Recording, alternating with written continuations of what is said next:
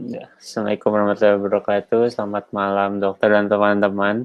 Sekarang saya akan menjelaskan aplikasi buatan dokter satu, yaitu Mental Health Tracker App.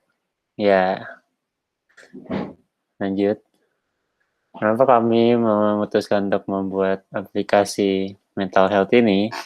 Jadi ada beberapa latar belakang yang mendasari hal ini. Yang pertama itu berdasarkan riset kesehatan dasar sendiri milik Kementerian Kesehatan Republik Indonesia, yaitu gangguan emosional pada usia 15 tahun ke atas itu meningkat di Indonesia dari 6% pada tahun 2013 menjadi 9,8% di tahun 2018. Lalu riset lainnya itu menunjukkan bahwa prevalensi bunuh diri pada usia 15 tahun ke atas sebesar 0,8% dan pada perempuan 0,6%, dan itu merupakan angka yang cukup tinggi. Lalu selanjutnya masih kurangnya RSJ yang mampu menangani maupun psikiatri yang ada di Indonesia. Lalu selanjutnya hasil penelitian WHO menunjukkan bahwa depresi dan kecemasan menyebabkan kerugian ekonomi yang besar, yaitu sebanyak 1 triliun US dollar. Lalu selanjutnya berdasarkan pemaparan data-data tersebut, maka dapat disimpulkan bahwa masalah kesehatan itu bukan masalah yang kecil yang bisa dianggap remeh, namun mempunyai dampak yang sangat besar, ya, bisa dilihat sampai ke bidang ekonomi dan sebagainya. Oleh karena itu kami memutuskan untuk membentuk aplikasi mental health tracker ini. Selanjutnya bisa dijelaskan oleh Alisa. Nah, tujuan dari pembuatan ini sendiri pertama untuk menjelaskan secara detail dan juga untuk lengkap mengenai konsep aplikasi kami, yaitu aplikasi mental health tracker. Nah, selain itu juga tujuan ini juga akan memberikan gambaran dari inovasi aplikasi mental health tracker kami. Selanjutnya. Nah, manfaat dari inovasi kami ini nantinya itu para pengguna aplikasi dapat mengetahui kondisi mentalnya saat ini. Nah, selain itu juga para pengguna aplikasi mental health ini juga dapat memantau kondisi mentalnya setiap hari dan juga dapat meningkatkan awareness-nya terhadap kesehatan mentalnya. Nah, selain itu juga karena adanya fitur lain, aplikasi mental health tracker kami ini juga dapat memantau aktivitas primer yang dilakukan seperti makan, tidur, dan juga minum air.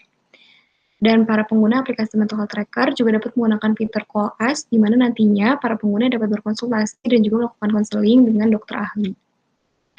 Dan aplikasi mental health tracker ini juga dapat digunakan oleh ahli, yaitu psikolog atau psikiatri, untuk mempermudah pemantauan pasien. Selanjutnya. Oke, untuk selanjutnya adalah ini merupakan aplikasi yang dibuat oleh tutor kami, di mana untuk gambaran aplikasinya itu akan seperti ini dengan berjudul Mental Health Tracker. Untuk selanjutnya ini merupakan salah satu fitur-fitur yang ada di aplikasi kita, di mana fitur aplikasinya itu ketika kita masuk ke aplikasi ini kita akan disambut oleh tulisan How are you today? Lalu selanjutnya ada fitur yaitu kalender, di mana fitur kalender ini kita nantinya bisa melihat apakah kita sudah mengisi tracker-tracker yang akan kita isi. Selanjutnya adalah ada Point Me, di mana di Point Me ini ada beberapa macam-macam tracker seperti mood tracker, lalu ada sleep tracker, ada e-tracker, dan juga drink tracker.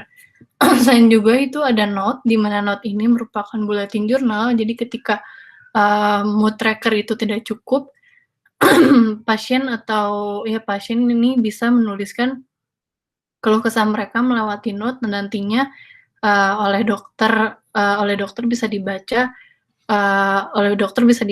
keluh kesah dari pasien tersebut. Untuk selanjutnya adalah fitur home, di mana di fitur home ini kita ada weekly report, di mana di weekly report ini nanti di sini tuh kita dilihat dari seminggu ini tuh kira-kira kita tuh keadaannya gimana, baik dari mentalnya ataupun dari tidurnya, apakah kita sudah cukup, apakah kita makannya cukup atau enggak, terus ataukah minumnya kita cukup atau enggak, dan dari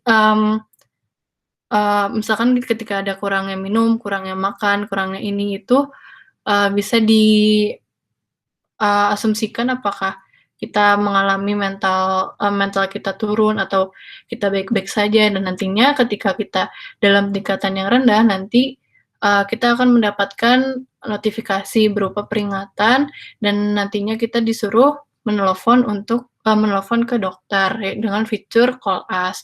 Lalu selain itu juga di fitur Home ini ada Learn with Us, di mana di Learn with Us ini berisi jurnal-jurnal ataupun materi-materi mengenai mental health.